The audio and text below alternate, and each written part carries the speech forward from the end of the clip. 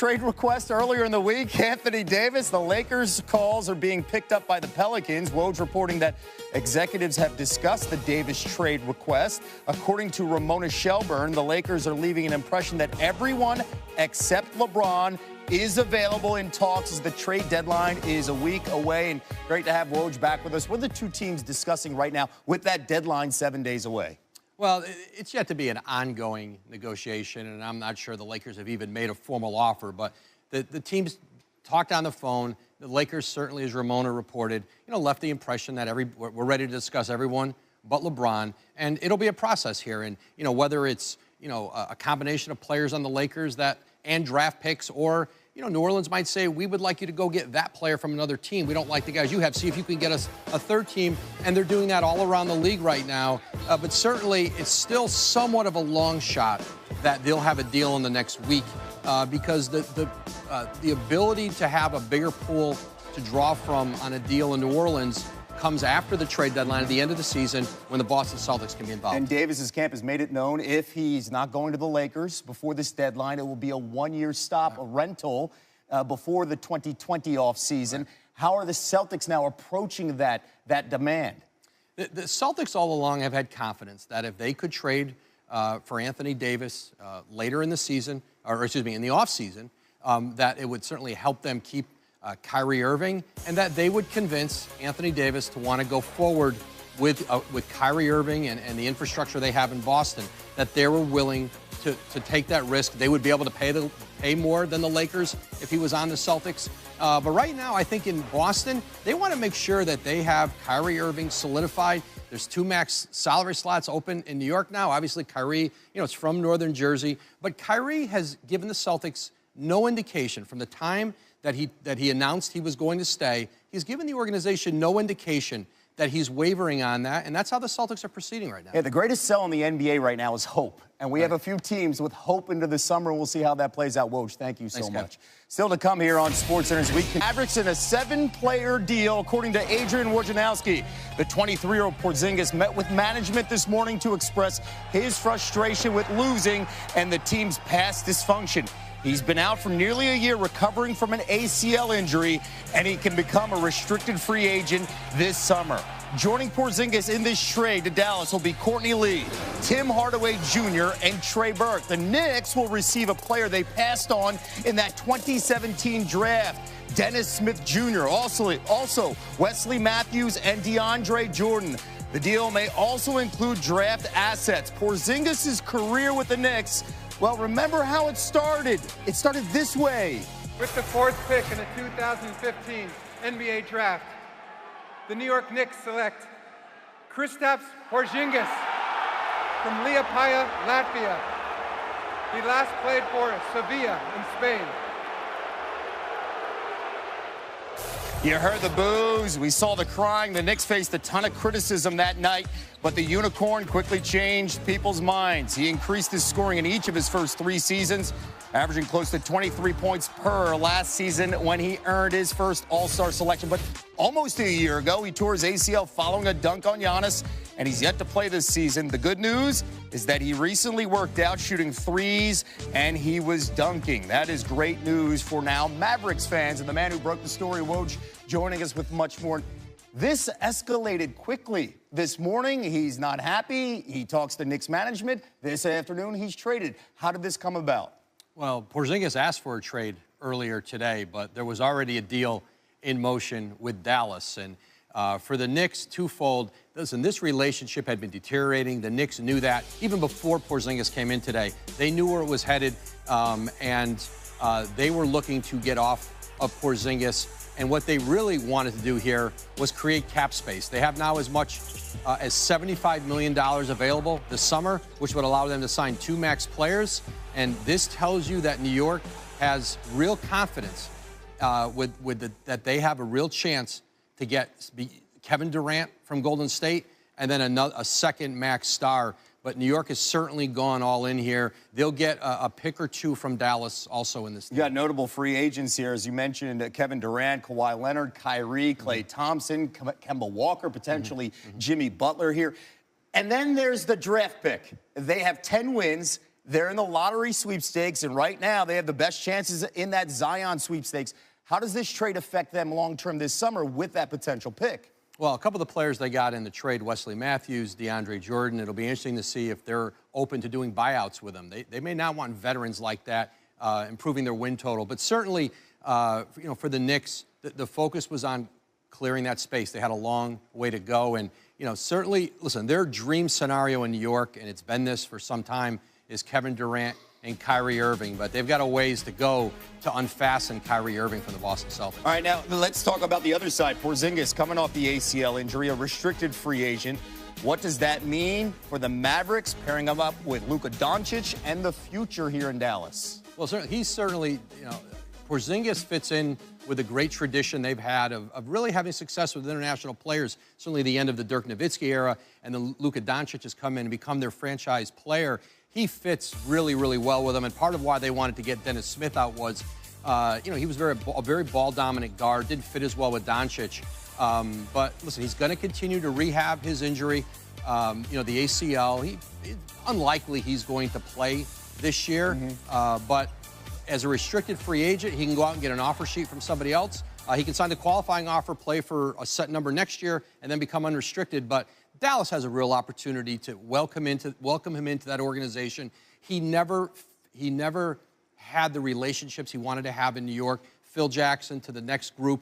He wanted to find, in his mind, a more functional organization. And there's certainly been positive change in New York, but he's looking for a place where he can feel like he belongs, and he's got that opportunity in Dallas now. He was drafted in 2015. They went through 4 head coaches. They never won more than 32 games. Meanwhile, the Dallas perspective, the Mavericks, they're in Detroit. And just minutes ago, Rick Carlisle, the head coach of the Mavericks, he was asked about the trade. I know you guys are going to ask about the trade. I can't really talk about it until the trade call is done.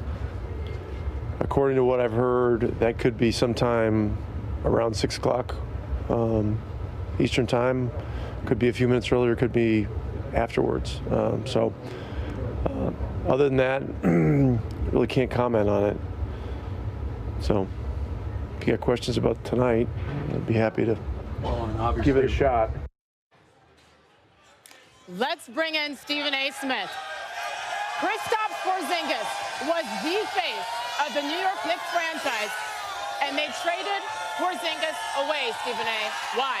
Well, they traded him because, first of all, you have a superstar, a star rather, and Kristaps Porzingis, who made it very, very clear he did not want to be there with the New York Knicks. So let me get this straight.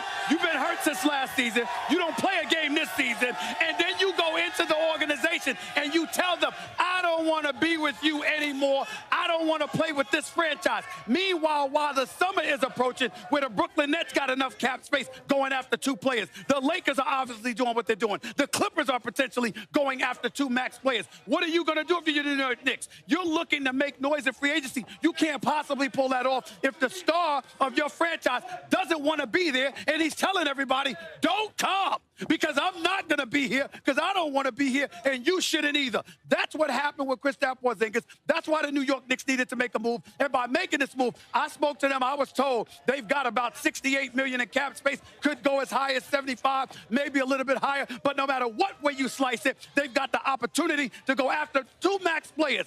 Last time I checked, Kevin Durant's going to be a free agent. Kyrie Irving is going to be a free agent. Regardless of what Kyrie Irving, his camp and him, in fairness to them, says he's happy in Boston. I'm hearing a different story. He wouldn't mind leaving. We know he wouldn't mind being in New York City. Things have gotten officially very, very interesting right now, and I'm loving it. There is a lot there. First of all, apparently this is the new way in the NBA. You say, I don't want to be somewhere, and you get your wish granted. He's gone. I mean, was this the best thing for New York? I think it was the best thing for New York because, again, he's not healthy and he's not playing, and you don't want to be there. If you talk about 3 strikes and you're out, get the hell up out of here. You don't want to be there. You ain't been playing. And by the way, you could potentially tell other people not to come to us while you're here. I can't knock the Knicks for making this move. I don't like the fact that a guy like that caliber, wants out of New York. I think it says something, but in the end, it says a lot to them by willing to make this move because guess what? You weren't gone but so far anyway. You didn't know whether you were going to be able to get one guy spot. But the opportunity to get two, you're giving a free agent the opportunity to talk to another marquee free agent and say, excuse me, you want to go and roll together in the sport of basketball? You got two superstars. You are an automatic contender. Woj mentioned the name Kevin Durant. You mentioned Kevin Durant. We don't know what he's going to do when he has his decision to make. Kyrie Irving, though, he has alluded to the fact that he probably wants to, is interested in re-signing with Boston. You say you hear otherwise. That's what? Right. Well, I've been hearing that Kyrie Irving wouldn't mind being gone. When he says he wants to stay in Boston, if you'll have me, the operative words were, if you'll have me. Well, guess what if you'll have me mean? Are you willing to give me $190 million? I know Danny Ainge would be willing to do more than that for Anthony Davis, but is he willing to do it for a 6'1" point guard who is absolutely sensational in box office in my mind, but had questionable knee injuries in the past? Got a hip injury now. You're wondering about longevity with Kyrie Irving if you're Boston because of the crew that you have. But if you're the New York Knicks, I don't give a damn if he walked in front of you with crutches. If he says he can play next season, you got to take the chance because you've stunk for so long that you have to do something. As it pertains to Kyrie Irving, they're doing the right. Of course, you want to put yourself in position to get him. And in the case of Kevin Durant, I think if Golden State loses a championship, then that's a different story. But if they win the championship and Kevin Durant gets his third ring, I don't think it's beyond the realm of comprehension that he might decide to leave. And if you're New York, why not? Especially when Brooklyn is right on Atlantic Avenue saying we can attract marquee players too. You can't let that happen if you're the Knicks. Listen, we got 15 seconds left. Dallas now just outside the playoff picture. What does this do for them? They haven't been in the postseason in 2 years, haven't done much since they won it back in 2011. Their future looks bright. They haven't been out of the first round since they won a championship. Their future looks bright with Doncic and, of course, Porzingis. But it doesn't spell championship, but they're moving in the right direction. I'm happy for Rick Carlisle. Once again, apparently, hey, if you don't want to stay somewhere, just say I want out. It's amazing what is happening right now in the National Basketball Association. Stephen A., little fired up, huh, Kevin? We warned you. Oh, yeah, he's ready to go. And we're just getting started here. Full coverage of the Knicks' surprising trade of Kristaps Porzingis. Michael Wilbon will tell us who won the deal, the Knicks or the Mavericks. Plus, Woj is back. New details tonight on the Lakers trade talks to acquire Anthony Davis from the Pelicans. Remember him? Stay tuned. This is SportsCenter. Seasons are very similar to his new teammate Dirk Nowitzki if the trade goes through, and again we said it is official. Both were averaging over 17 points per game in their first 3 years in the league. Porzy made his first All-Star trip in his third year, while Dirk made his first trip in his fourth season. So obviously the Dallas Mavericks are trying to get back on track, get back to the postseason, get back to their winning ways. It's been 7-8 years since they won the NBA championship. And the Knicks, it's a little bit of a different story here as we bring in Michael Wilbon live from Los Angeles. Michael, we had Stephen A. Smith on just a couple of minutes ago. He says, hey, Porzy wanted out, get him out. This will now attract other free agents, maybe Kyrie, maybe Kevin Durant. You say what? Sage, how many years of maybes is this going to be with the Knicks? I was smiling when I heard Stephen A. talking about that. I'm going to text him in a couple of minutes. Look, in 2010, the Knicks thought they were getting somebody, right? And it was a big summer. LeBron James and Dwayne Wade and Chris Bosh and on and on and on. Who did the Knicks get? They wound up with Amari Stoudemire, who played very well for them for a couple of years, but people knew that Amari wasn't going to be a guy who was going to be able to be great, a first-team All-NBA player for 5 years or more. And so here we are again, another big summer coming up in free agency. And, yes, the Knicks will presume that they're right there on the front burner thoughts of Kevin Durant and others, and maybe there will be. Living in Washington, in the East, you hear Kevin Durant, and he must be interested in the Knicks. I'm going to slow that down a little bit. I want to see, why would Kevin Durant, Sage, necessarily leave one of the best organizations in professional sports in America and probably the best in the NBA to go to a place, and I understand that Scott Perry and those guys are trying to get it turned around, but it has been, historically, the last 15 years, the worst organization or one of them in the NBA. Why is it that Kevin Durant will go from one to the other? We're going to have to see. I'm going to have to get more than excited feelings out of New York about the free agents that could come to New York at Madison Square Garden. Okay, so you don't like this trade. What should the Knicks have done when the face of their franchise says, I want out? What should they have done? Sage, I'm not saying I don't like the trade. I understand it. And Porzingis, I mean, he doesn't have the stature. He may have the stature. He didn't have the results to demand much of anything. So I understand exactly why the Knicks did this, but it's a two-part equation. I'm not presuming, like a lot of other people are, that the Knicks automatically are at the front of the line for a top-tier free agents. And there are a lot of guys out there Boogie Cousins, I mean, he's not probably going to be with Golden State. Maybe New York interests him. So there are a lot of maybes. But the Knicks' recent history has said that's all it is now. Real quick, what does this do for the Dallas Mavericks, who have had a couple of down years and certainly not very impressive since they won the title against the Heat in 2011?